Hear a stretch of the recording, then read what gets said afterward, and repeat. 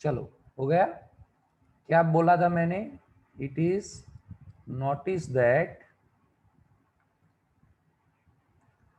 This effect decreases sharply as we move away from the atom involved in first polar bond, and negligible it become negligible from the fourth atom onwards. Hetero atom से चौथे carbon के बाद ये effect negligible हो जाती है या इसकी इफेक्ट रिड्यूस हो जाती है। For comparing relative effect, for comparing relative effect,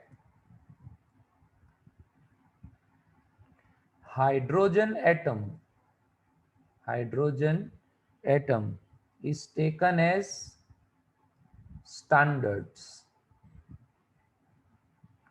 and the atom or group of atom and group of atom can be classified into category। तो इंडक्टिव इफेक्ट के दो टाइप है जो हम डिस्कस करने वाले हैं, ठीक है। सबसे पहला माइनस आई इफेक्ट या नेगेटिव इंडक्टिव इफेक्ट। तो ये कौन से ग्रुप होंगे जो नेगेटिव इंडक्टिव इफेक्ट ऑपरेट करेंगे? तो एटम और ग्रुप ऑफ एटम और group of atom having electron attracting capacity, जिसकी इलेक्ट्रॉन को अट्रैक्ट करने की capacity more than hydrogen atom है, more than hydrogen, are referred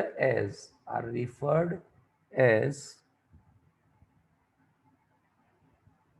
having minus I effect or electron withdrawing effect, ठीक है। कौन से है ऐसे?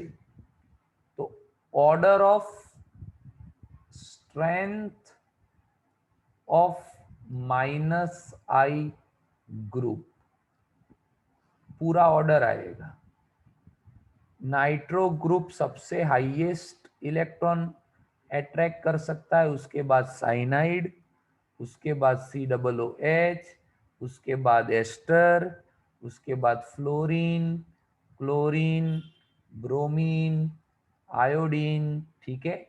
उसके बाद हाइड्रोक्सिल ग्रुप कंटिन्यू रहेगा, मिथॉक्सी, उसके बाद फिनाइल, उसके बाद जाके आएगा लास्ट में हाइड्रोजन। तो ये strength of minus I effect है, किसमें ज्यादा ऑपरेट होगी, इसका एक बेसिक ऑर्डर आपको माइंड में रखना है। जब जब भी इसकी एप्लीकेशन आएगी तब हम यहाँ से ऑर्डर को स्टडी करेंगे। तो एक माइनस आई इफेक्ट हो गई। दूसरी इफेक्ट होती है प्लस आई इफेक्ट। कौन सी आएगी बेटा? प्लस आई इफेक्ट या पॉजिटिव इंडक्टिव इफेक्ट। ये कौन देगा? तो एटम और ग्रुप ऑफ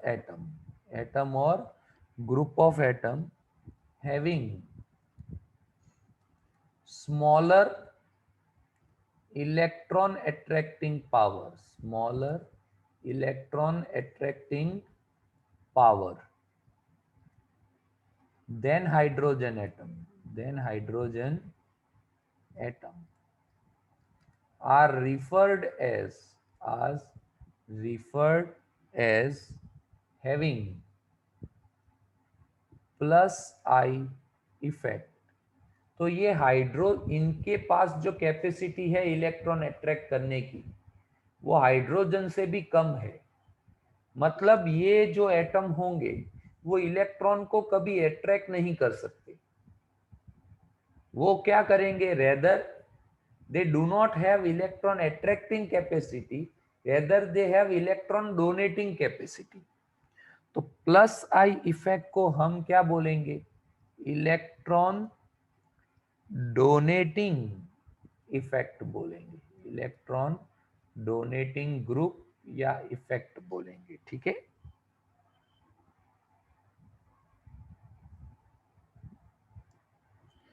समझे कि नहीं समझे? अब ये कौन से होंगे, तो जो अल्काइल ग्रुप है generally, alkyl group acting as electron donating group, electron donating group जिसको शॉर्ट में हम ईडीजी बोलते हैं, and provide plus I effect, यानी कि पॉजिटिव इंडक्टिव इफेक्ट। अब ये अल्काइल ग्रुप कौन से है, तो जो अल्काइल ग्रुप है वो है ये मिथाइल,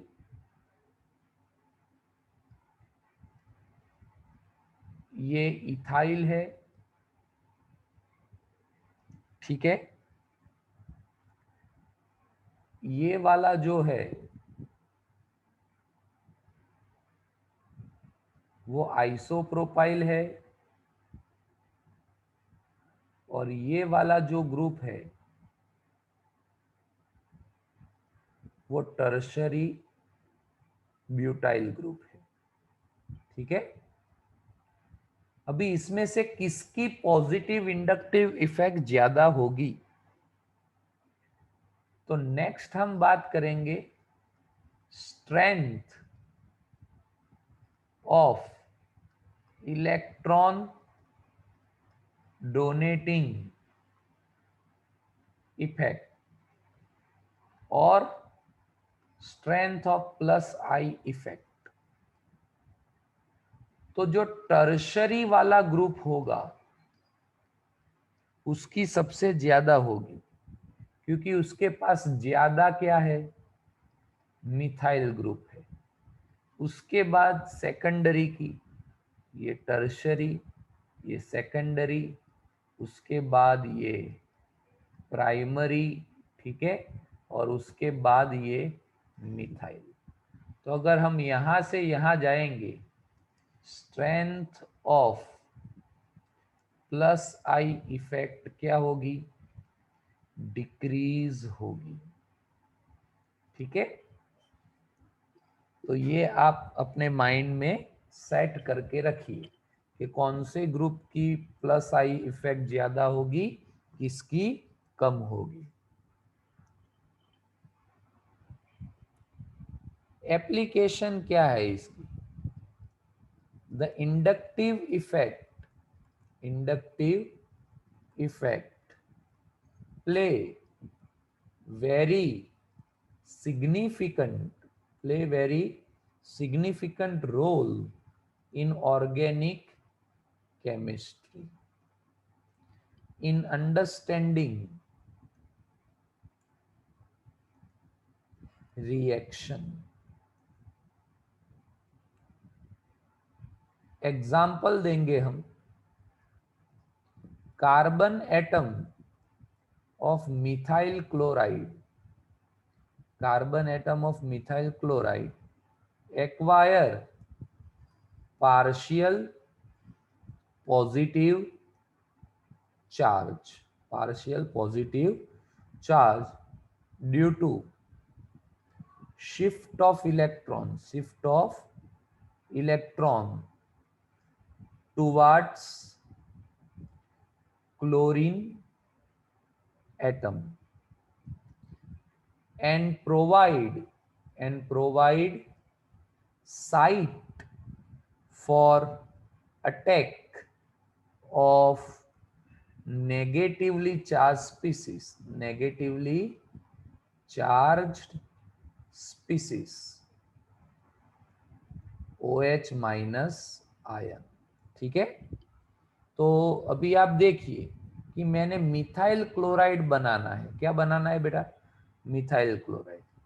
तो ये मिथाइल क्लोराइड मैं आपको दिखा रहा हूं, ये मिथाइल ग्रुप और उसके साथ एक एटम जुड़ा है क्लोरीन। तभी क्लोरीन ये इलेक्ट्रॉन पेयर को अपनी ओर खींचेगा। तो chlorine has acquired what? Minus delta partial negative, carbon acquire partial positive charge. अब इसकी रिएक्शन अगर हम NaOH के साथ करते हैं तो Na प्लस NOH माइनस होगा। तो ये जो कार्बन है वो किसको अट्रैक्ट करेगा अपनी ओर? नेगेटिवली चार्ज स्पीसीज को अट्रैक्ट करेगा। और Na प्लस किसके साथ जाएगा? क्लोराइड आयन के साथ। तो जो नया कंपाउंड बनेगा वो कौन सा होगा? CH3OH होगा, NaCl रिमूव होगा। तो ये मिथाइल क्लोराइड किस में चेंज हो गया? मिथेनॉल में चेंज हो गया। लेकिन हाइड्रोक्सिल ग्रुप क्यों कार्बन के साथ ही जुड़ा? तो इसका रीजन आपको इंडक्टिव इफेक्ट से मिल सकता है। Because hydroxyl was negatively charge and carbon has acquired partial positive charge and hydroxyl group has attracted towards the positively charged carbon atom. The bond was broken down and the new bond between carbon and hydroxyl group was formed. बोलो reaction समझ में आई बेटा?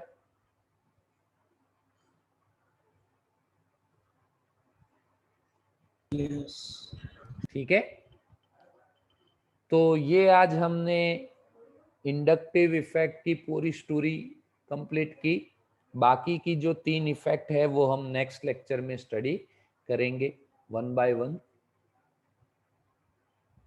Any doubt? No.